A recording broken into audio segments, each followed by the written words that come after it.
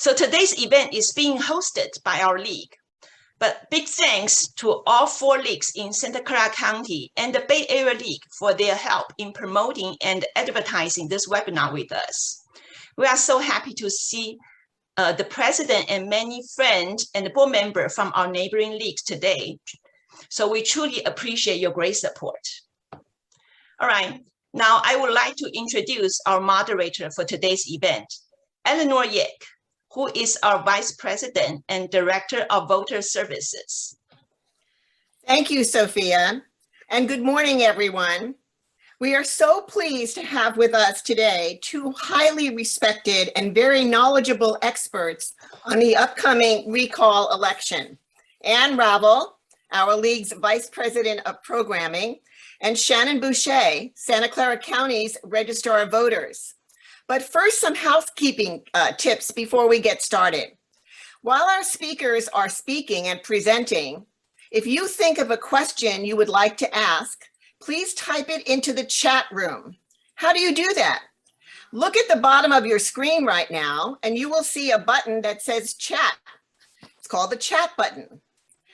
Click on that, and a space will come up, usually to the right of your screen, where you can type in your question. These questions will be reviewed by the hosts, possibly grouped together, and then presented to one or both of our speakers after both presentations. We also ask you to keep your screen on mute throughout the presentation so that there are no distracting background noises.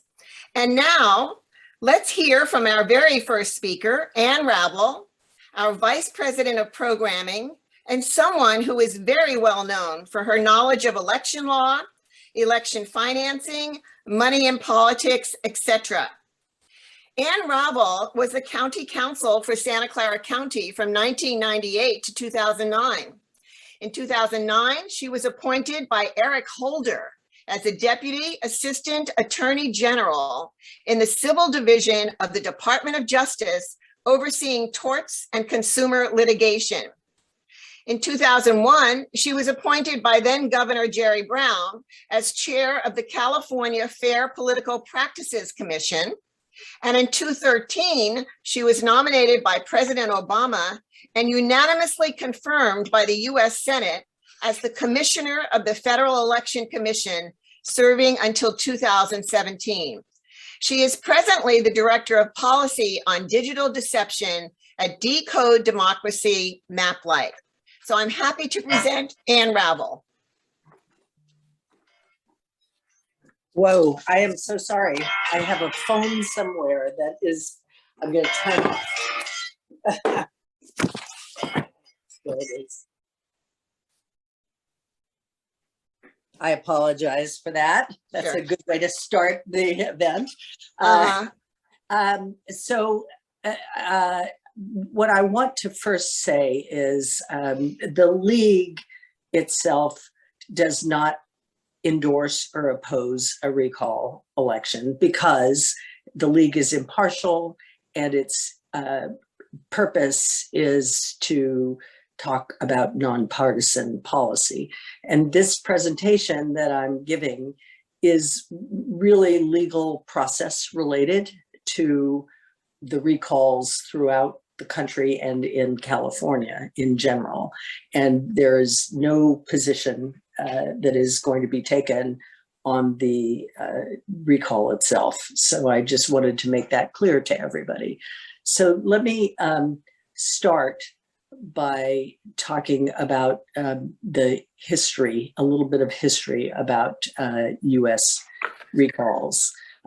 Previous to the Gray Davis recall in 2000, only 21, and this is about legislators in US history, have ever actually faced an actual recall that was on the ballot, and only 13 of those attempts were successful. As we'll see later in my presentation, local jurisdictions have had many more recall elections than at the state level, including attempts now. In California, between 1967 and 1972, Governor Ronald Reagan was subjected to 3 recalls, but there were insufficient signatures to get it on the ballot. And Governor Jerry Brown had 8 recall petitions against him that failed for the same reason. Even Arnold Schwarzenegger, who was elected in the recall of Governor Davis, and he had 48% of the votes in the recall election. He had numerous attempts at recalling him that during his tenure, and yet those all failed. In the United States, this is significant because only 2 governors have ever been recalled. One was governor of North Dakota in 2021, and Gray Davis. And I wanted to point out that the Davis recall had been attempted many times prior, as has the Newsom recall, but that also was floundering, never got enough signatures until Darrell Issa contributed nearly $2 million to keep the petition drive going. And that had the impact of ultimately the recall election of Gray Davis. But I think it's important to note, and I am going to speak about this, is the significant impact of money in recall elections. Just generally, in the United States, recalls first appeared really early in our history, and the recall itself, the concept dates back very far to Athens. And though there was, in addition to the ones who had been recalled, a couple of governors in 1988, the governor of Arizona was definitely approved for recall, but then he was impeached and convicted before getting on the ballot, which leads to the issue of most states in the United States actually have specific grounds for a recall, either malfeasance, misconduct in office that has to be identified in the petition, and in some cases, in some states, proven by petitioners, and that's not required in California. In fact, though you can state the reason for a recall in California, there is no legal requirement to do so.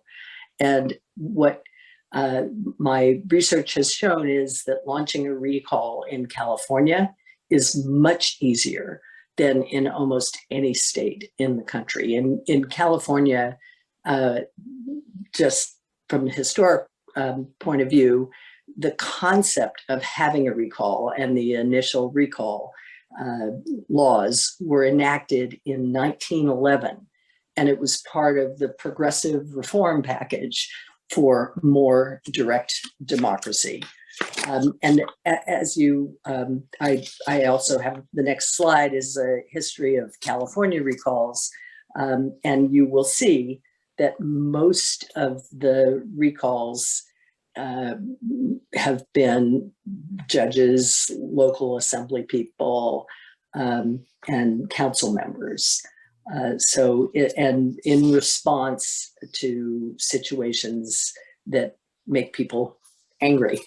And then, however, there have been also many unsuccessful recalls of very prominent individuals, including in 1983, an attempt to recall Mayor Dianne Feinstein, also State Senator Jeff Denham in 2008, and in this valley in 2009, an attempt to recall City Council member Madison Nguyen.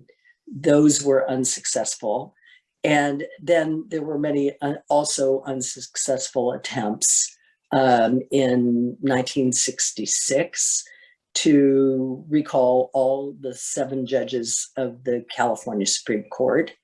In 1992 and 93, unsuccessful attempt to qualify for Governor Pete Wilson, Assembly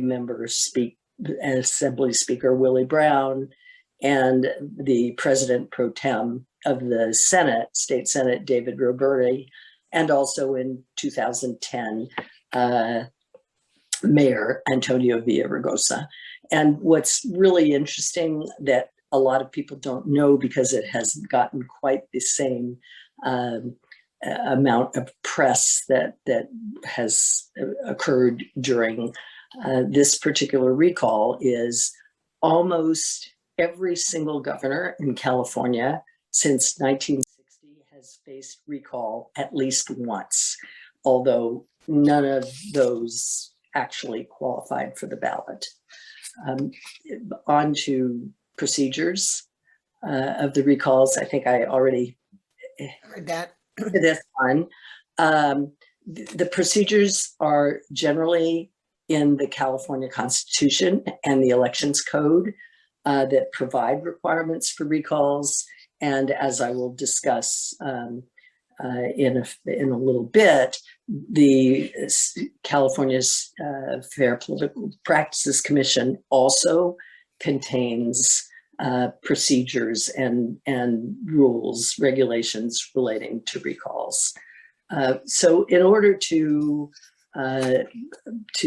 for state officers, including the governor, the process for recall includes that first you have to do a notice of intention to circulate a recall petition that has a number of the title, the name and title of the official. And you can put the reasons, you have to have the reasons, but it doesn't have to be anything really specific. And then the names and addresses of the proponents and the official who you're attempting to recall has to be advised of the mechanism to file an answer to the recall. And these notices also have to be filed in the newspapers so that there's public knowledge about it. And it also needs to be filed with the Secretary of State and also with the person who's supposed to be the subject of the recall. And as you will see, that there's other kind of detailed provisions about what the proponents need to put in, and then how they will circulate it, and what the signers have to do that are pretty detailed. And what I think is interesting here, because everybody has probably heard about this, that when the recallee, the public who's being recalled, responds, they also need to indicate they can add their political party preference in order to appear on the ballot. And as we know, Newsom's campaign failed to do this. And as a result of that, his party designation will not appear on the ballot. And then going forward, an important issue in California is the number of signatures that are required to place a recall petition on the ballot. And for statewide officers like the governor, like the Secretary of State or the AG, the only requirement for number of signatures is 12% of the last vote for office for the same, whichever office it is, and in this case, governor, that is obtained. The signatures need to be obtained from 5 different counties, and equal to actually about 1% of the last vote in each one of the 5 counties. And that number is extremely low, given the size of this state, and has come under a lot of criticism as well. And it frankly permits signature gatherers to choose particular counties that might be more amenable to the recall, even though the rest of the state might not agree with that particular position. But those are the regulations, and in this case, the recall against or attempts against Newsom, there were 2 or 3 prior to this particular recall succeeding with the number of signatures. And one of the reasons was kind of there were flaws. There were flaws in the count in the numbers and flaws in the petitions. And ultimately, a judge in Sacramento permitted extra time for this particular recall to take place, to be placed on, to get the signatures to be placed on the ballot. And finally, I just thought it would be interesting, given that most of the local elections are the ones where there are greater chance of succeeding in recalls, and these are the number of signatures that are required by the statute in local areas. And then ultimately, in this particular recall election, if 1/2 or more of the votes on the recall proposal is yes, that there should be a recall, the officer will be removed, in this case, the governor. And if there is a candidate, and we know there are over 70, the candidate with the highest number of votes will be the successor to the unexpired term of the recalled officer. And what is significant about that is it means that the recalled officer, or governor in this case, could have received many more votes against the recall, but the person ultimately elected to fill the seat of the removed governor can get by with a plurality of the votes and be elected as governor, even though they may actually receive far fewer in number and win the seats with almost, it could be a very small number. Given all the number of candidates, whoever gets the plurality might have half or less than the votes for yes. And I want to point out to people that Erwin Chemerinsky, who is the dean of, and a constitutional scholar, the dean of UC Berkeley Law School, wrote an article about a week ago in the New York Times, an op-ed, and he argues that that provision in the California law is unconstitutional because his view is that it violates the constitutional rights of the public for one person, one vote, and that it absolutely, this way of determining who is the new governor is violative of the law in that way. And that's a really interesting argument that I don't believe anyone has ever raised prior. And then, as I mentioned before, campaign financing is very important in these recall elections, and as the proponents and the opponents of the recall can get unlimited contributions from anybody, including other elected officials and committees. Everybody can get as much money as people are willing to give, because recalls based on a California Supreme Court case. It was called Citizens Against Rent Control versus Berkeley. That case held that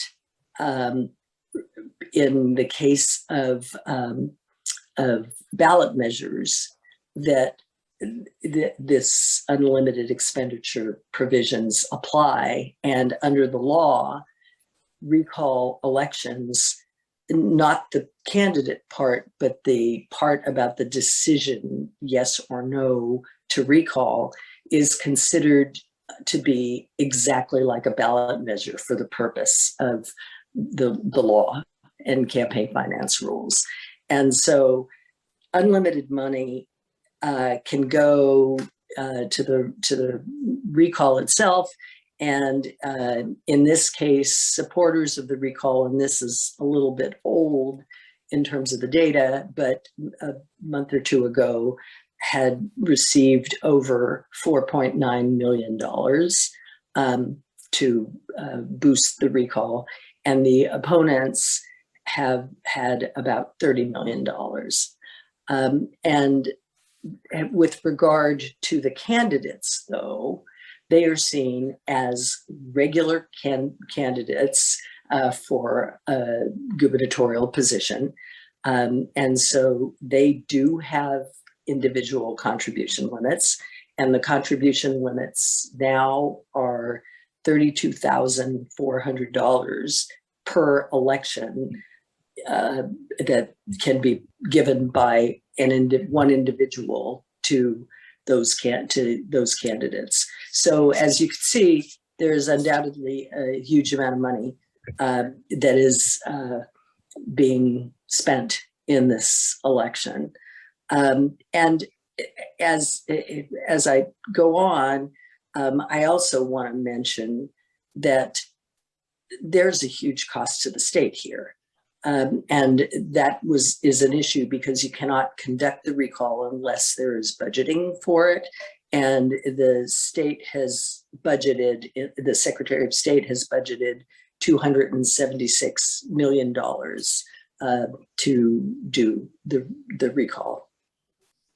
And ultimately, there are some special considerations related to various aspects of recalls that I think the next slide will contain about what you would do in particular cases that are really unique in law.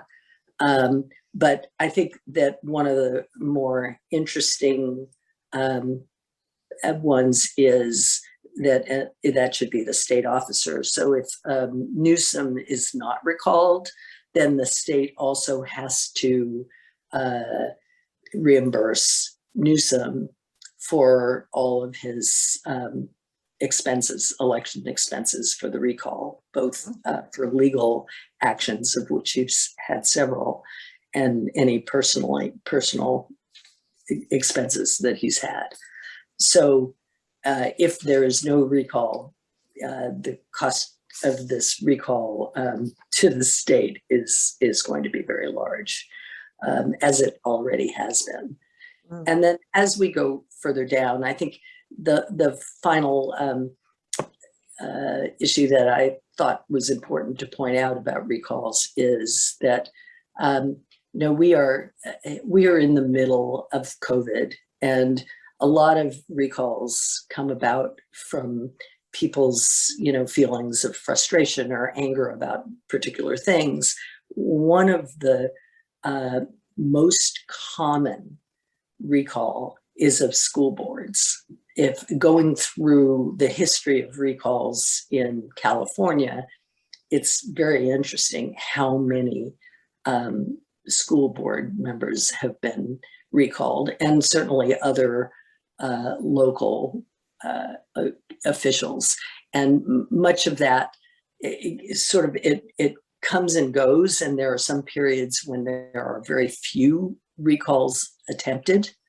And so it's interesting to look at the history of this to see how it comes together with frustrations that people feel over particular issues, whether it be taxes or the fact that schools are closed or anything else. So recalls are definitely, I think, an issue that perhaps should be thought about and revisited in California, just to, if anything, look at the provisions and look at how they've been utilized in the past.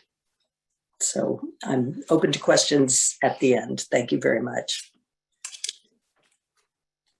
Move this slide, please. Okay, thank you very much, Anne, for a very comprehensive coverage of the history of recalls in general and in California in particular. And now our second speaker, Shannon Bushey, the Santa Clara County Registrar of Voters, will review eventually an actual ballot and what your vote will mean. As many of you probably know, I think we all recognize Shannon's name at this point. She's a longtime resident of Santa Clara County. She's the Registrar of Voters and has worked for the county for over 31 years, so has a lot of personal and expertise in her office. As a public speaker, as a public candidate, she has dedicated her career to helping Santa Clara County residents.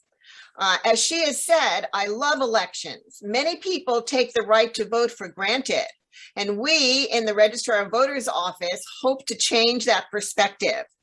I think two interesting facts about Shannon's tenure as the Registrar of Voters. She oversaw the development and implementation of the county's electronic filing programs that made it much more convenient for candidates to meet the financial reporting requirements that give the public quicker access to their data. And as Anne just mentioned, it is interesting to always look at the finance that's going on behind measures. She also very successfully led our county through the recently adopted Voters' Choice Act, the implementation of it. The ROV scheduled numerous public and online events for the public to learn about this new way of voting in Santa Clara County and in all of California eventually. Santa Clara County has one of the highest voting percentages in the state.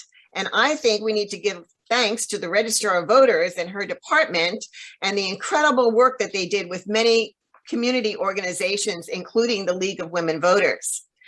Registrar of Voters Shannon Bushey has been designated as a certified elections registration administrator, the election center's highest professional achievement. Shannon is committed to fair, inclusive, accurate, and transparent elections. And now I'd like to officially welcome Shannon Bushey. Good morning, everyone. Thank you. Thank you for having me here today. Excuse me. I'd really like to share some of the key information and dates that go along with the recall election. And before I do that, I do want to just spend time on one slide about the Voters' Choice Act, which many of you, especially if you're from the League, you're very familiar with. So if you could forward it, thank you. So as you know, many of you know, the County Board of Supervisors in 2019 approved that we switch our voting model to what's called the Voters' Choice Act. So we did that for the March 2020 election. And this act really, it modernizes the way that we go out and vote, and it really gives the voters more options. And that's part of the reason we pushed to have this brought before the board, because it's just more convenient for voters. So if they can have more options to vote, more convenience, we are just hoping that that would increase the turnout, right? So it's, easier access for our voters, and it provides more services at the vote center versus the services that we could provide at a polling place before. Like now you can get a replacement ballot printed out at any ballot type at any vote center. You can still continue to get language assistance. And one of the biggest things is conditional voter registration. You can actually register to vote and vote at a vote center now if you didn't get registered by the deadline. So as also a reminder that a voter can go to any vote center and vote. You're no longer limited to one specific polling place assigned by your residents. So if you, let's say you live in Morgan Hill and work in Sunnyvale, if you're in Sunnyvale lunchtime, you can vote at a vote center. You can vote at any county vote center. And the last piece about the VCA is everyone is automatically mailed a ballot now, because before we had about 78% of our voters who were registered as permanent absentee voters, and we would mail them a ballot. But now you don't even have to request one to be mailed because we mail them automatically. Next slide, please. So these couple of slides I wanted to provide out. It's a lot of dates and information, and I believe you'll be getting the PowerPoints after, so you know that way you can have the, more of the information without having to take notes. So sorry it's a little busy, but I wanted to give you, all of these deadlines. So the voting pamphlets. So the County Voter Information Guide, we call it a CVIG in our office. We're actually a little bit ahead of schedule, and we're going to finish mailing those probably Tuesday or Wednesday of this week. So we're doing great timing. We began mailing those about a week ago, 7 days ago, 6 days ago. So watch for your mailboxes for those pamphlets. And actually, I'd like to take a moment about the County Voter Information Guide versus the state guide, because voters are going to need both guides in this election. So the law specifies which documents, which statements, what information goes in a state pamphlet and what goes into a county pamphlet. So as Anne had mentioned about like the reasons for recall. So in the state pamphlet, you will have a copy of the reasons for the recall that the proponents had listed down on their petition. You will have the 200 words or less, the answer from the governor. And then you could have, up to 46 candidate statements. Those are optional for a candidate to file, and they pay for those. But those appear in the state pamphlet. They do not appear in our local local county voter information guide. So a voter will need the state pamphlet to see the potential statements of up to 46 people to review those. So in the county pamphlet, we will also have the reasons for the recall by the proponent, the same answer by the governor. But in our pamphlet, there is, for this election under the law, he is considered a candidate, Governor Newsom is considered a candidate only in one way, to be able to file an additional up to 200 word candidate statement at every county registrar. So they would have had to gone throughout the state, gone to each office or, and submitted a statement. So they could be different in every county, the wording that was put in. But so that will appear in your local guide. So governors, the proponent's recall reasons and his answer to those reasons that was, filed like a year ago will be in both pamphlets.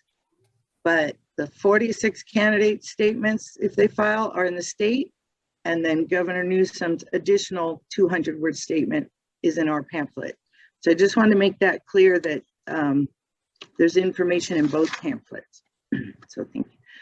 So the next, can we go back a slide? Thank you.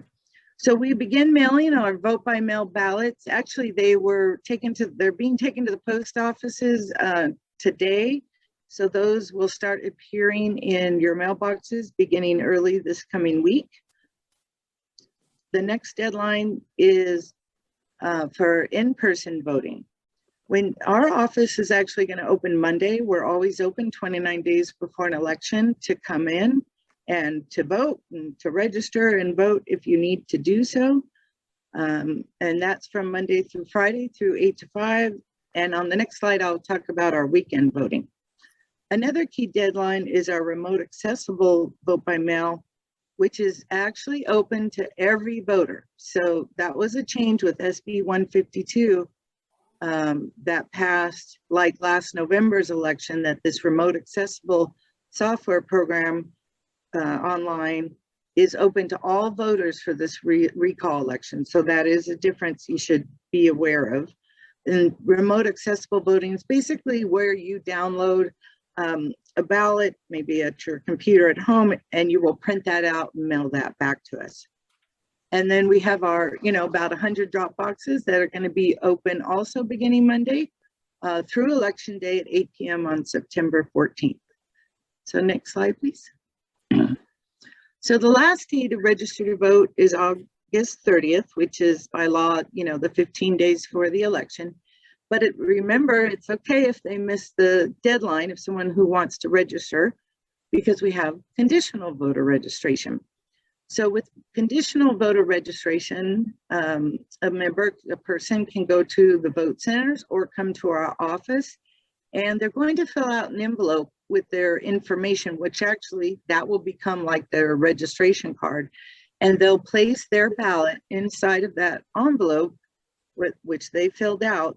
And then that would come back to our office. We can enter all the information in the database, and then we can open up the ballot and process it for counting. And we also have weekend voting. We're going to be open the 2 weekends before Election Day. So that's September 4th and 5th and September 11th and 12th. And that will be from 9 to 5. And so you also know we will be open to the public on Labor Day, the holiday, September 6th. So if people want to come in and vote, I'm sure it'll be a quiet day to come down here and come in the office without any lines. Lastly, we have the vote centers. So we're going to have 11 days of voting out in the community. And that will begin on September 4th and go through September 14th. And that is also 9 a.m. to 5 p.m. daily, except for Election Day, which is September 14th, where we'll be open from 7 a.m. to 8 p.m. So there's a lot of options for all of our voters to get out and vote. And for this recall election, ballots you can have postmarked by Election Day. So they have to be postmarked on September 14th. And as long as we receive them in our office within 7 days, by September 21st, we'll be able to validate those ballots and count those. So it's much better. We're able to count so many more ballots by using the postmark instead of it having to be here, at 8 p.m. on Election Day. Next slide, please. So registering to vote is very easy. You can go to registertovote.ca.gov. If you have like a California ID or driver's license, that system will pull in your signature from your DMV registration and send that to us. But you can still register online without a driver's license or an ID, because you can fill it out and you would print out the information, print out the registration form from your computer, sign it, and mail it to us. And we have registration cards typically at post offices, libraries, and actually at the DMV if you do go in there. So you can also mail us a physical copy of a card if you can't go online. Another great website that voters are starting really to use more now, especially with the last November election, is voterstatus.sos.ca.gov, where you can confirm your registration. It's a great site if for some reason maybe you couldn't get a hold of us, or just another option for voters. So what it really just, we really want to make sure voters are going to get prepared and make their plan to vote for September 14th. Next slide, please.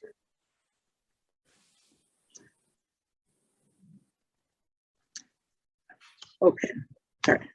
So the most convenient way to vote is voting by mail. It's, in convenience of your own home or work or wherever you're at. Some people fill it out in the car and drop it off in here at our office. I've seen them do it. So it's very convenient and easy. If you use the ballot we mail to you.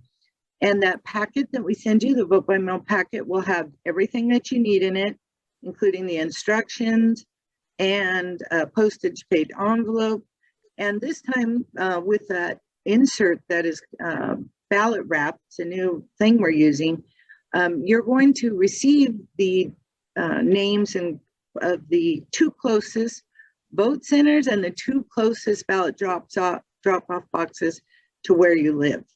But if you want to see a full listing of all of the 36 vote centers that we're going to have and the dates and times that they're open, that information will be in your county voter information guide, or you can go onto our website and download that and look it up there.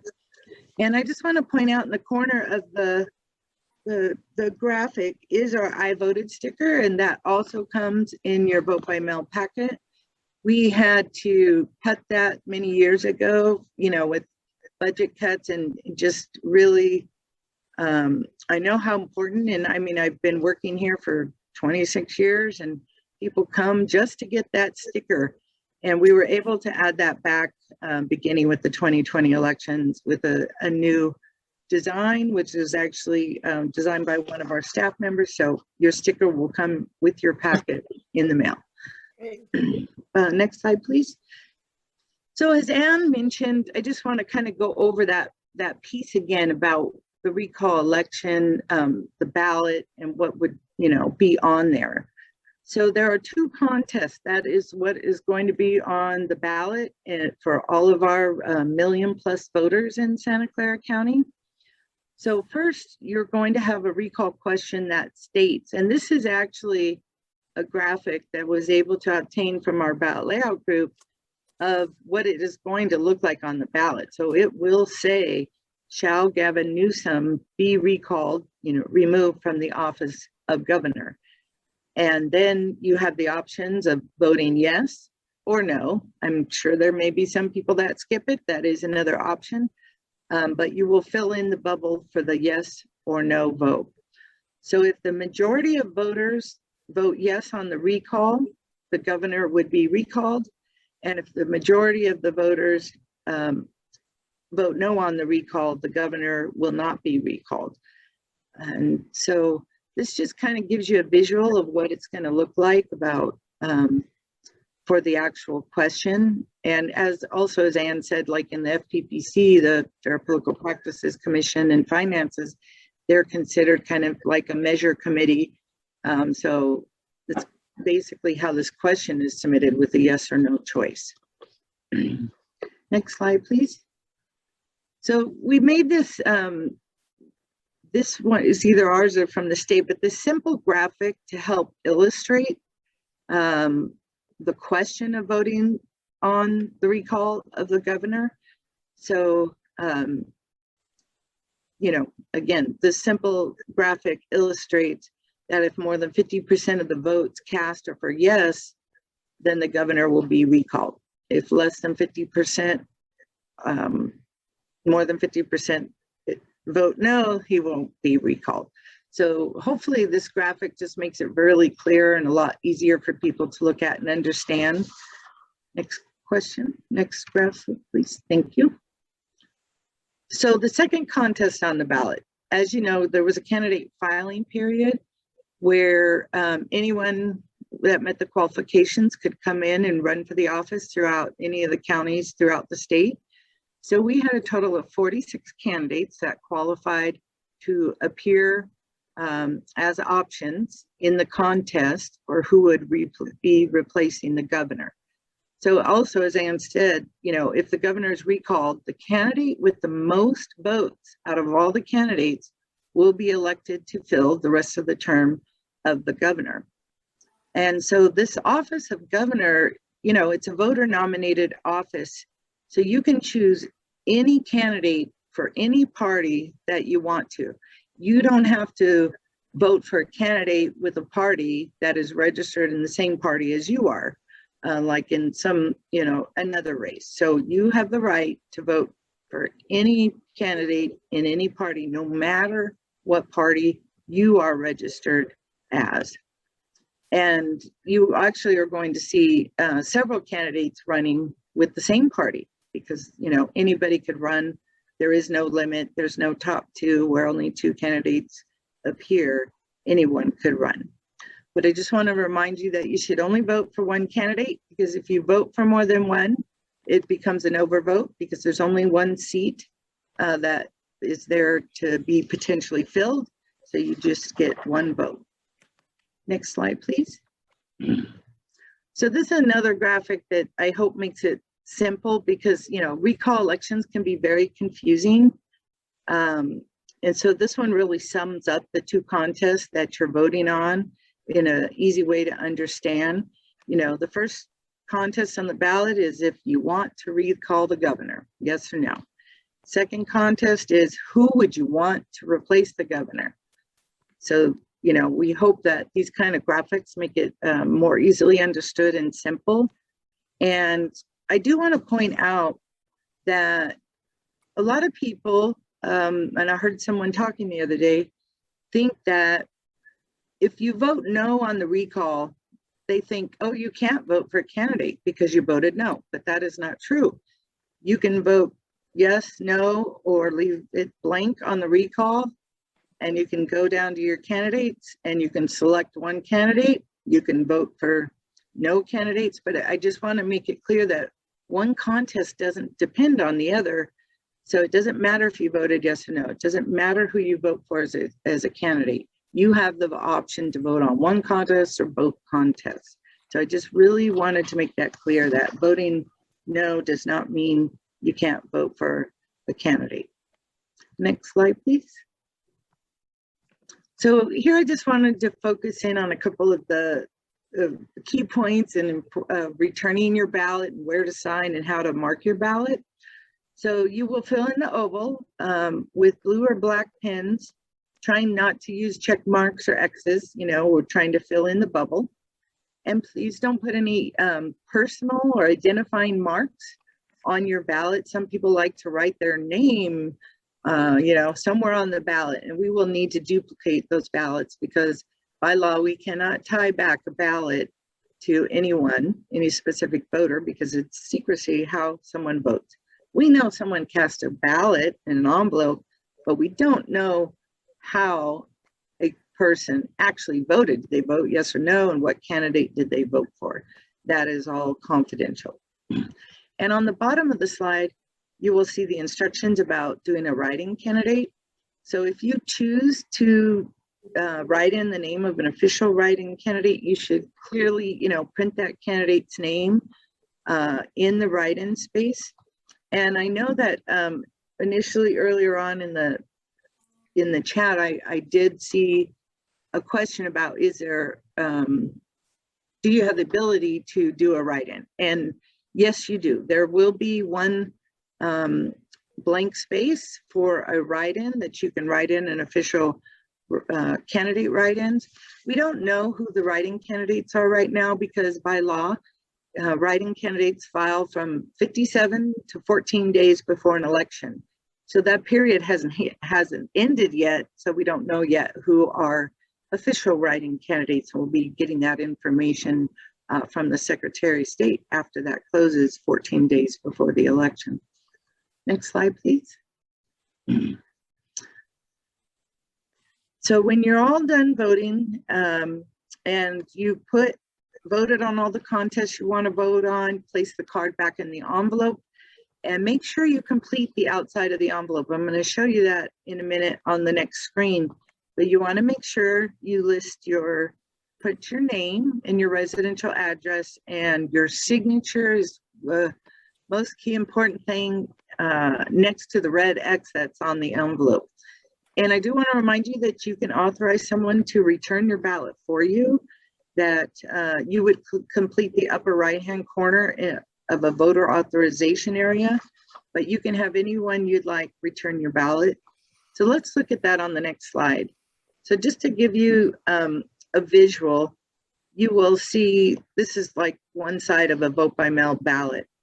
So circled in red, the red circle is where you will sign your name and print your address. Circled in the green are two small holes that we put in the envelope that helps a visually impaired voter know where to sign. They can fill the first hole and the second hole. They know to put their signature right in between without any assistance from anyone else. So we started that about a year ago, which I think is a great thing. And last but not least, the circle of yellow in the upper right-hand corner is where you would authorize someone to return your ballot. And the person who is returning your ballot also needs to sign in that box. And something that people always ask is my political party on the outside of the envelope. I just want to let you know that no, your political party is not printed anywhere on the outside of the envelope. And the last slide, please. And this is about returning your vote by mail ballot. There's so many options. You can mail us your ballot with the no postage required envelope that we've been giving you. You can drop it off at any of the 100 drop boxes, or you can go to one of the 36 vote centers and drop it off. And if you'd like to track your ballot, another thing that was recently started for 2020 elections, and it's been very useful, is where'smyballot.sos.ca.gov. So I hope you found some of those just key information about the dates and the timelines and what the recall question is going to look like. And there's 2 contests on the ballot. And just really important to make sure you sign your ballot and send that back to us. So I'd be happy to answer questions or turn it back over to the league. And thank you so much for having me today. Thank you, Shannon. Thank you so much for this presentation and all that information. And now we're going to go to our questions, and I will look through and pick out the ones that are very specific to either something that Ann covered or Shannon, you, and then we'll probably end with one general one that I see at the very top of the queue here. Shannon, could you clarify for me, if I live in Santa Clara County, but I work in San Francisco, can I drop my mail-in ballot in a mailbox in San Francisco? You can. You can't go in there and vote, just so to clarify for those that are listening, like I can't go into a vote center or polling place in San Francisco, get their ballot and vote. But yes, I could drop my ballot off in San Francisco. San Francisco County would be required to forward those to us, so they would forward it to me. Okay. So it does just give it a little bit of a delay, but yes, you could. Okay, thank you very much. And the next question, I'm summarizing some of these here and one that came in prior regarding the write-in candidates.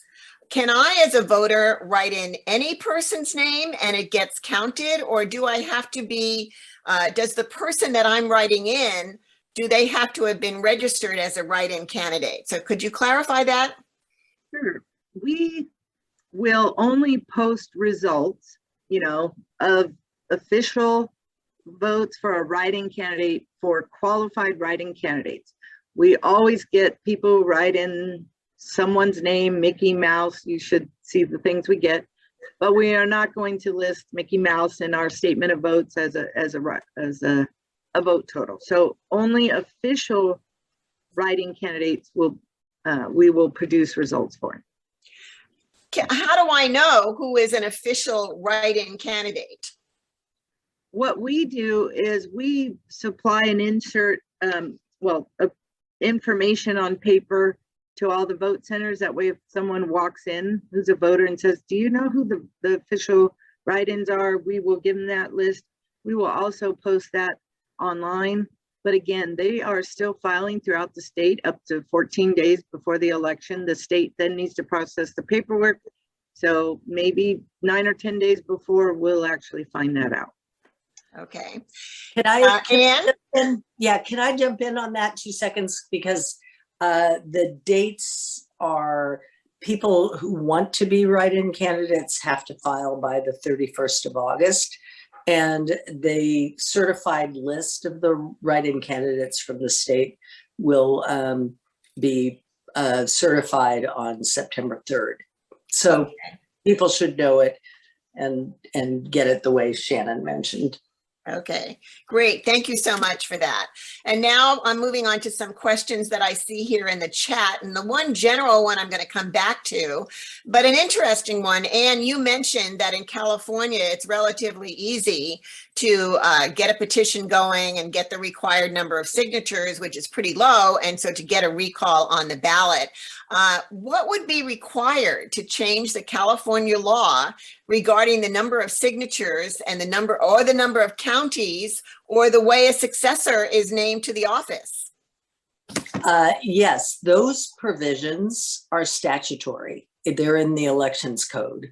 And so they're not those specific provisions about the percentages of votes for state, local, and other elections, judicial elections, our recalls are in the statute. And as a result, the state legislature could amend those statutory requirements. They can't do the constitutional ones on their own, but they can change the statutory requirements. So put pressure on your legislators. Okay, thank you. That's a question that many people have.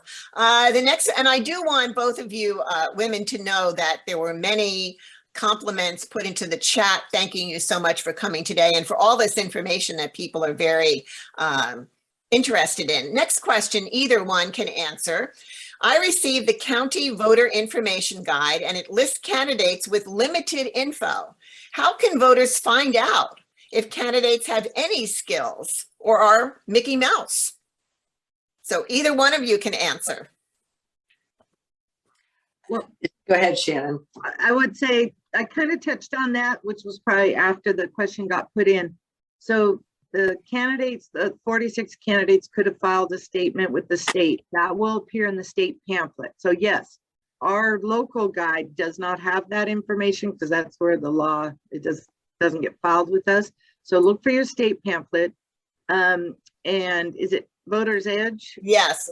That always has, information. Maybe I can let you speak about that, where I kind of cover the state. Yeah, and that's I actually was asked by them to mention them, and the Voter's Edge is a really good resource to get a lot of information about candidates and their backgrounds. So it is definitely, oh, and I see Francis has just put the site in the chat. So you can all go there and get as much information as you can, and don't worry, Mickey Mouse won't be on. Right. So thank you very much for mentioning Voter's Edge, which the League produces in conjunction with MapLight. And so again, a very excellent resource. And I would also mention Ballotpedia right at this point in time. And we will have these listed at the end of the presentation. And as you know, we are going to provide these presentations to all who have attended today and registered. Our next question, would you please comment on a suggestion that has been made that signature collection by paid gatherers not be allowed? Either one of you could respond to that. Anne, do you want to take that? I'm happy to do that. I know that that is a really big issue, and people do get paid a lot to gather signatures, not only for this particular situation, but also for ballot measures. And it's unfortunate in many ways because it's a huge industry. It costs a lot of money for actual truly grassroots groups that want to get measures on the ballot or even something like this. So it makes it much less direct democracy truly when it's being funded by large money interests. So I think that that would be a pro-democratic act to disallow the payments for signature gathering. And I can also mention that locally, our assembly person here, Evan Lowe, 2 different legislative sessions has submitted a bill trying to address this very issue. So if it's something you're concerned about and would like to be more involved in, you might want to contact his office about that. Okay, next question, and we just really have time for maybe 2 more questions because we were scheduled to end in an hour and we're going a little bit over that, but I think it's really important that these questions be answered. If a senior person, senior voter, has found her signature has changed over time and wants to update her signature, what is the best way to do that? Shannon, maybe you can tell us this. I would say the best way is to, well, there's actually a couple of ways, but you can re-register, have them fill out a new card, and we will take that and scan that new signature in. You know, if there's a current signature from the DMV, they can do it online and we'll pull that signature in. But for me personally, I like to handwrite it on a card, because if we all know that it is like at a keypad at a grocery store, that's like the DMV pad. So a lot of the signatures are a little sloppy on there. So I personally like the hard copies. Something that we do now so that everybody knows that may help assure people, we are able to keep multiple signatures now for a voter. If I registered, you know, every 6 months, and every one of those, for at least for a little recent past, will be in our computer system. So if the first signature doesn't match what we got on the ballot versus what's in our system, we will click on a button, an icon, which will show us if there are any other signatures that we have to compare to. But I would fill out a hard copy card and send that to us. Okay, so just to follow up on that, Shannon, if some ballot is not accepted because the signatures do not appear to match, does your office inform people of that? Yes, we do notifications. Watch the Mail will be sending out letters letting someone know if the signature doesn't match, or if they just left it blank. A lot of people forget to even sign it. That's why I was trying to highlight the red X. Right. Yes, they will be notified by our office. They have time. Thank you. And a last question on that topic in particular. One person wrote in that she said, as a victim of identity theft, I do not like the fact that my signature shows on the outside of the mail-in ballot, where anyone who handles the ballot can take a picture of it for misuse by someone else. So I noticed something that you mentioned, Shannon, that I didn't realize that maybe addresses this issue, that remote access that they could obtain to vote. Yeah, there are a couple ways. I mean, yes, the signature is on the outside of the envelope. I highly recommend for anybody who is concerned about that to just place your envelope into another envelope and mail that to us. That's one way that it can be done. The remote accessible vote by mail ballot, yes, you can't. The one that you would print out, download on your computer, fill it out, print it out, and send that to our office. A lot of people though use the blue envelope we've mailed them to put that into, so that signature's on the outside. Or you can, you know, put in another envelope that you would need to hand address and everything to us. But I would highly recommend just get a little bit larger envelope, put your ballot in there. You can also just drop it in one of our vote by mail boxes that is only picked up by our office. So the postman never touches it. If you drop it in one of our 100 drop boxes throughout the county, only our authorized staff have access to that box, bring it right back to us where we process it. So those are a couple things to think about. Thank you. Eleanor, yes. Can I jump in on this? Sure. Because this is me in my activist mode, because I have had this conversation with Shirley Weber about signatures, because we know in the state of California in particular, the number of people who are generally disqualified, and yes, most of them get calls, but are seniors, people who are not English language speakers, native English language speakers, and also very young voters. And those are the people who tend to get disqualified from voting.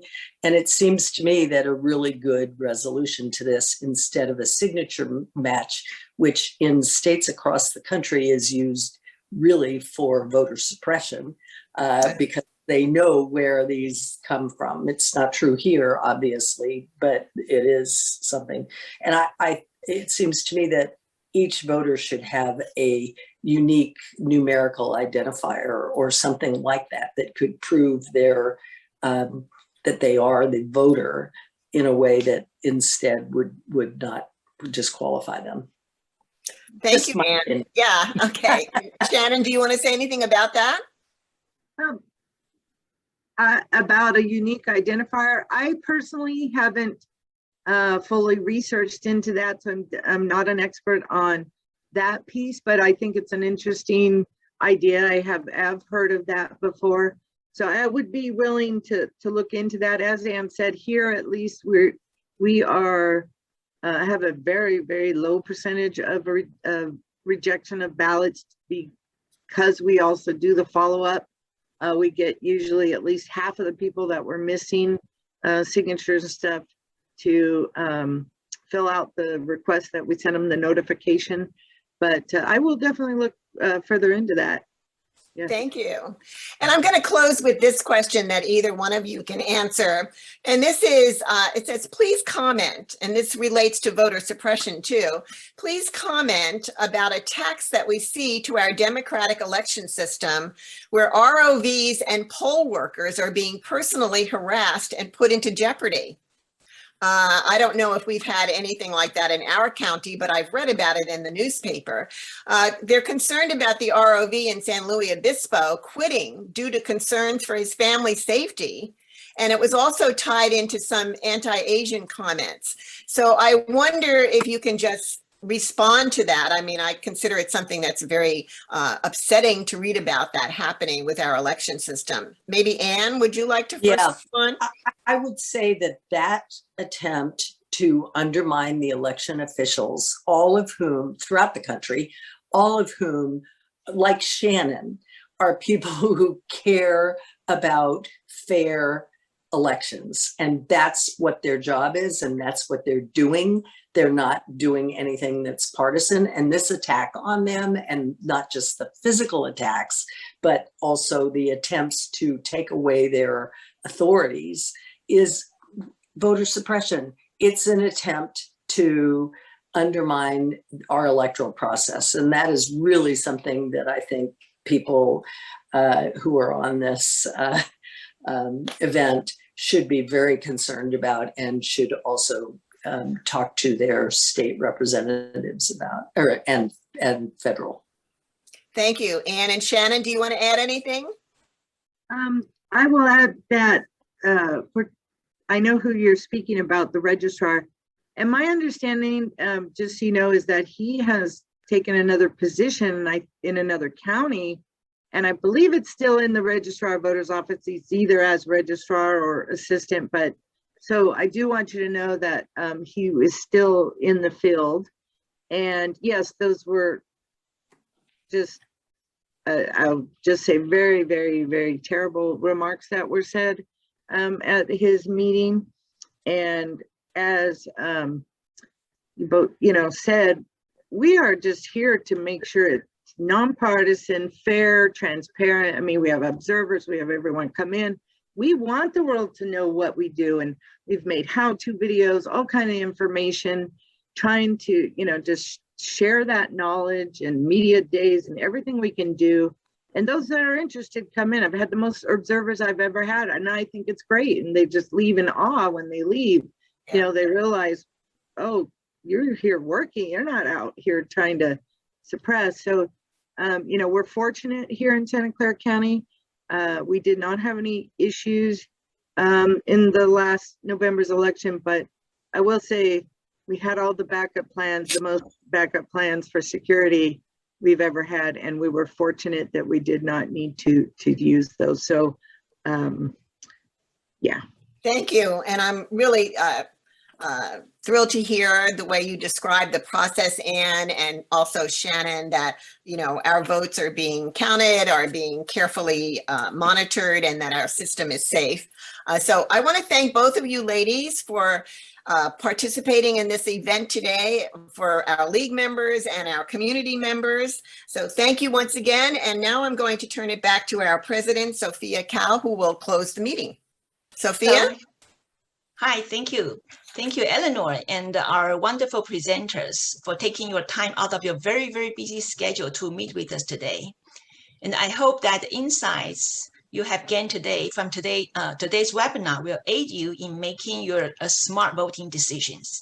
So for more voter information, in addition to the ROV site that Shannon mentioned, please visit the League's Voters Edge page. Also, the League of Women Voters California has prepared extensive recall election toolkits in the link. Okay, so please remember to vote on or before September 14th. Also, please follow us with our social media. We also plan to upload the PowerPoint and the potentially video into our website as well. Okay. Thank you very much for taking your time out of your very busy Saturday morning to be with us. Have a wonderful weekend. Thank you. Okay.